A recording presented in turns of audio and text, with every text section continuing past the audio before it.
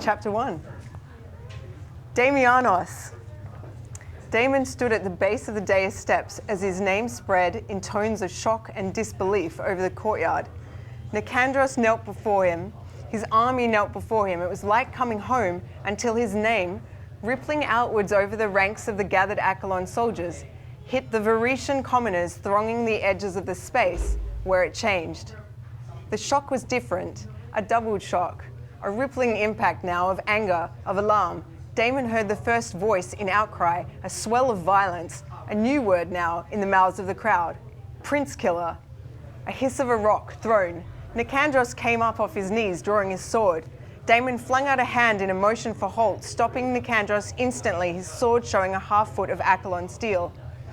He could see the confusion on Nicandros' face as the courtyard around them began to disintegrate. "Order your men to hold," said Damon, even as the sharp sound of steel closer by had him turning fast. A Varetian soldier in a grey helmet had drawn his sword and was staring at Damon as though he faced his worst nightmare. It was Hewitt. Damon recognized the white face under the helmet.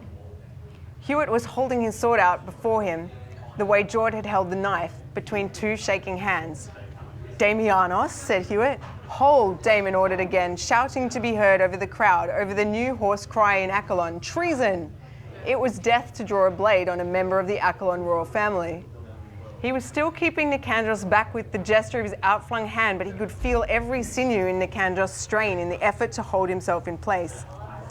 There were shouts and cries now from the crowd, the thin perimeter breaking down as the crowd swelled with the panicked urge to run, to stampede and get out of the way of the Achelon army, or to swarm over it. He saw Guimar scan the courtyard, the tense fear in his eyes clear. Soldiers could see what a peasant mob could not, that the Achelon force inside the walls, outnumbered the skeletal Varetian garrison 15-1.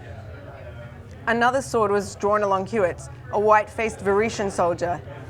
Anger and disbelief showed in the faces of some of the Varetian guard. In others, there was fear, looking to one another desperately for guidance.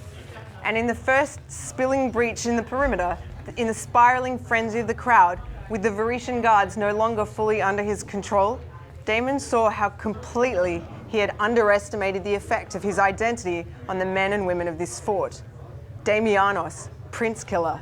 His mind, used to battlefield decisions, took in the sweep of the courtyard and made the commander's choice, to minimize losses, to limit bloodshed and chaos, and to secure Ravenel.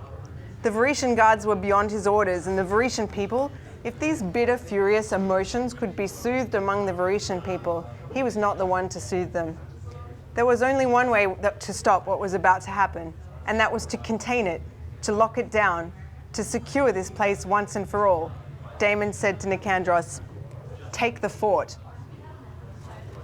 Damon swept along the passage flanked by 6 Achelon guards.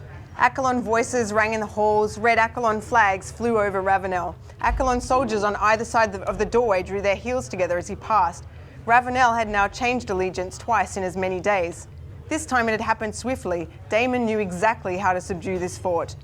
The Varetian force quickly buckled in the courtyard, and Damon had ordered their 2 senior soldiers, Guimar and Jord, brought to him, stripped of armor and under guard.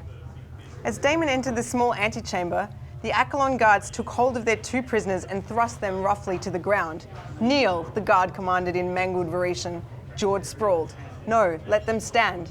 Damon gave the order in Achelon. It was Guimar who shrugged the treatment off and regained his feet first. Jord, who had known Damon for months, was more circumspect, rising slowly. Guimar met Damon's eyes. He spoke in Varetian, giving no sign that he'd understood Achelon. "So, it's true. You are Damianos of Achelos." "It's true." Guimar purposefully spat, and for his trouble was backhanded hard across the face with a mailed fist by the Achelon soldier. Damon let it happen, aware of what would have happened if a man had spat on the ground in front of his father. "Are you here to put us to the sword?" Guimar's words were spoken as his eyes returned to Damon. Damon's gaze passed over him, then Jord. He saw the grime on their faces, their drawn tight expressions. Jord had been captain of the Prince's Guard. He knew Guimar less well. Guimar had been a commander in Tours' army before he defected to Laurent's side, but both men had been ranked officers. It was why he had ordered them brought here. "I want you to fight with me," said Damon. "Achelos is here to stand by your side." Guimar let out a shaky breath. fight with you, you will use our cooperation to take the fort. I already have the fort, said Damon. You know the manner of man we face in the region. Your men have a choice. They can remain prisoners at Ravenel, or they can ride with me to Charcy and show the regent we stand together. We don't stand together, said Guimar. You betrayed our prince. And then, as though it was dawning on him for the first time, as though he almost couldn't bear to say it, you had him in your... Take him out, said Damon, cutting it off. He dismissed the Accolon guards too, and they filed out until the antechamber was deserted, except for the one man he allowed to stay. In George's face was none of the mistrust or fear that had been stamped so clearly on the faces of the other Venetians, but a weary search for understanding. Damon said, I made him a promise. And when he learns who you are, said George, when he learns that he is facing Damianos on the field, then he and I meet each other for the first time, said Damon. That was also a promise.